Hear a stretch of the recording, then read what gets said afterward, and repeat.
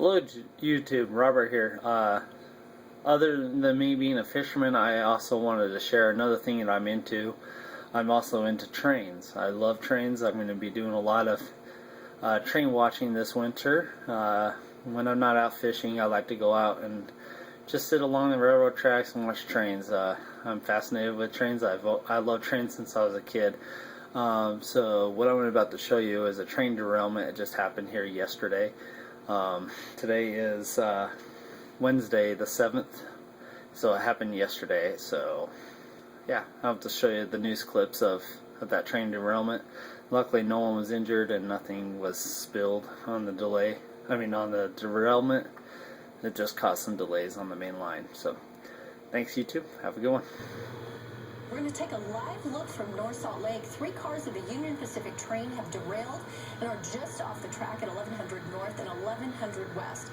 The tank cars were empty, and that derailment is not blocking any of the crossings, but it is causing some delays for UTA. There's a bus bridge in place for affected Frontrunner passengers.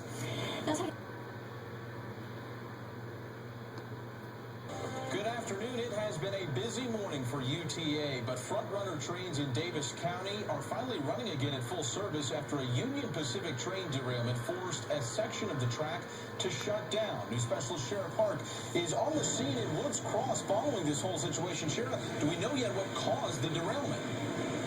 Well, Andrew, at this point we don't. We're right here on the border of Woods Cross and North Salt Lake, and investigators are actually down on the other side of this train looking at everything from the railroad ties to, the conductor's actions, trying to figure out what exactly happened here. Now, here's what we know. The 3-car derailment, it occurred shortly after 3 o'clock this morning. According to Union Pacific, as the train was on the siding backing into the Sinclair refinery to fill its cars with fuel, one by one the cars started jumping off the track. Now, the cars remained upright but ended up on the UTA tracks, forcing Frontrunner in the area to shut down, and a bus bridge from Clearfield to Salt Lake City. Derails Meadows out of Ogden was then called in to clear the tracks. We just took our heavy equipment down and picked them back up and re-railed them, placed them back on the rail. They were empty cars, so there wasn't any risk or danger of anything spilling out on the ground. The crews from Derails Meadows cleared the track around 10 o'clock this morning. Then about an hour later, the Union Pacific train was moving again. Then around 11:15, the first Frontrunner train made its way northbound through the area. And just a few minutes ago, we saw that first southbound train headed back into Salt Lake City. Now, the good news is that there were no injuries as a result of this derailment. There were no spills. So really, the cleanup here was pretty simple, and it happened fairly quickly.